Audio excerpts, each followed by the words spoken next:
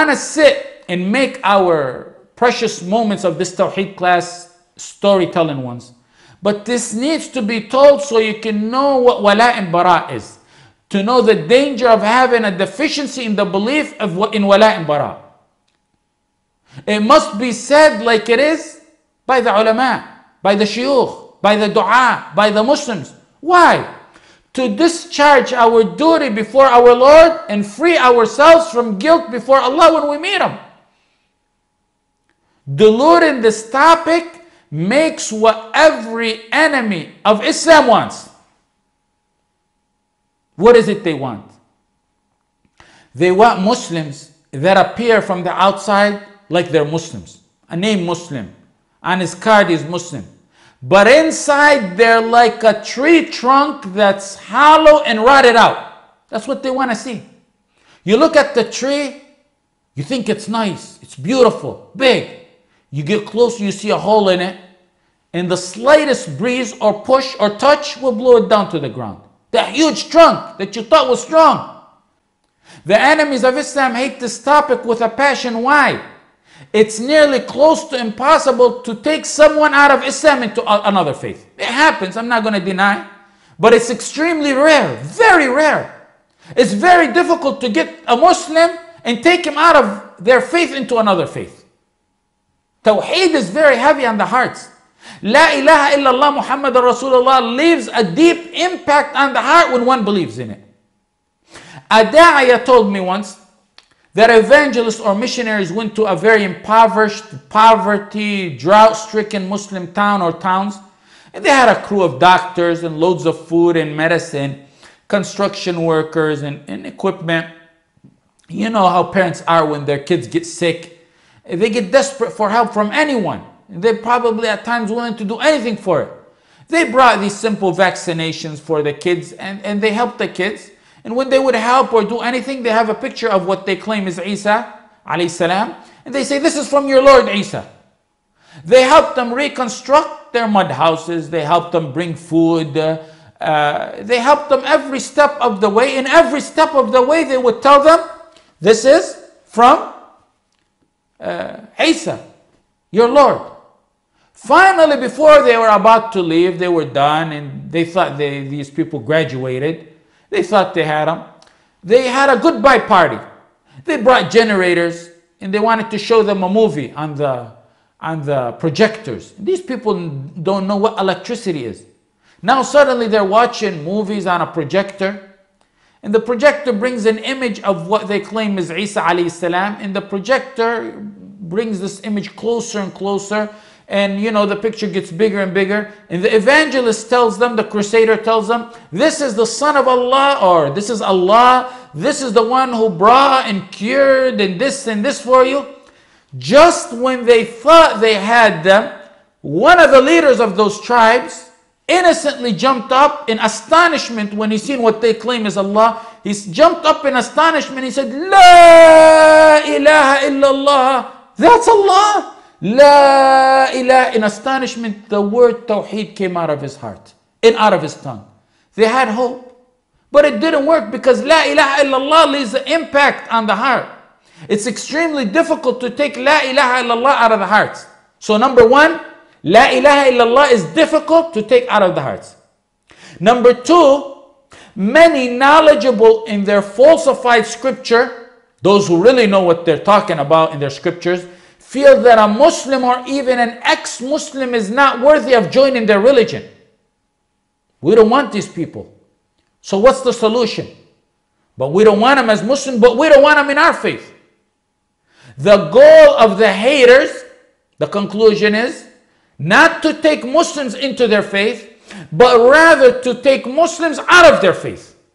Just take Muslims out of their faith. Just take them out of their faith and let them run like wild animals astray in the wilderness.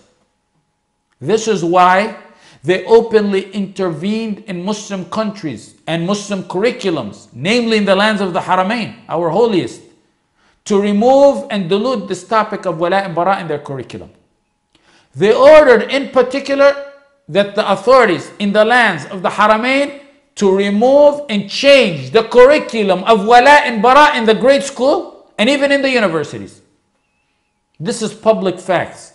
I'm not saying anything from my own. This is not hidden. This is not made up. Go research it and you'll see. It started or intensified or it got to the media around 2003 and then in 2006 and 2007. The stooges and subordinates in Bilad al-Haramain said to their masters what they should have said to Allah. They said to their masters, we obey, we adhere, we'll take care of it.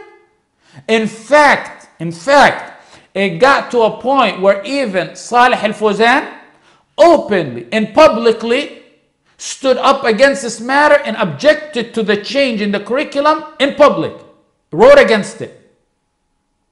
And after the curriculum changed and matters changed, over time they made out of Mecca a center to call for interfaith.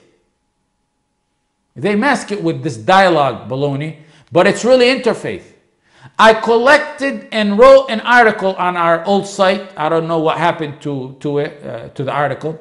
If you remember, I gathered 30 names of 30 ulama in the lands of the Arabian Peninsula who called someone kafir or kufr who believe or adopt or promote interfaith. There's even a fatwa by the official ulama, Hayat Kibar ulama, considering it kufr. Wallahi, one scholar who the Murji'a attribute themselves to in the lands of Haramain said, whoever calls for interfaith is worse than Jews and Christians. Every main aspect of interfaith is aimed to attack and demolish our aqidah in wala and bara. The purpose of interfaith is to destroy wala and bara. I'm going to be clear with you. Now we have the dua who we call Ruwaybidah. Their ultimate purpose has become to demolish the aqidah of La ilaha illallah Muhammad Rasulullah. They use interfaith as a sneaky way to mask their demolition of wala and bara in the true authentic belief of La ilaha illallah Muhammad Rasulullah. Or rather Islam, because Islam is wala and bara is Islam. These Ruwaybidah have made fools out of themselves, even to the kuffar themselves. They're the ones they aim to please. I heard of experts this week, an expert on what they claim radical Islam and terrorism, or what they call terrorism. He said in the West they've been teaching such a diluted form of Islam that it's no longer making sense to the youth, rather it's generating an opposite of what it was intended to do. It's creating jihadists. This is an expert saying this, making fun of them. Many of the dua and shuyukh today who are anti-wala and bara, diluted in the teaching and tainted the version of Islam, and work for the enemies of Islam. 12 years ago, this week, those same men appeared in their teaching as solid on wala and bara as can be. Notice I say appeared. A Muslim doesn't molt. They appeared 12 years ago to be solid on wala and bara. They appeared. Meaning if you go back 12 years ago to their recordings and before that, it will refute what they're barking about today and what they've been poisoning the ummah with in the past 12 years. I don't think you need a rocket scientist to tell you what changed. You can guess on your own. This is dua not only in the West, but in the East there's just as many, if not more. Look at their faces. And look at their aqidah 12 years ago and before that, and look at them today. Look at them and listen to them. Now, they clipped their wala and bara, so Allah clipped their appearance from the honor of looking like the Prophet Muhammad sallallahu alaihi wasallam. Compare and analyze and think. Now, don't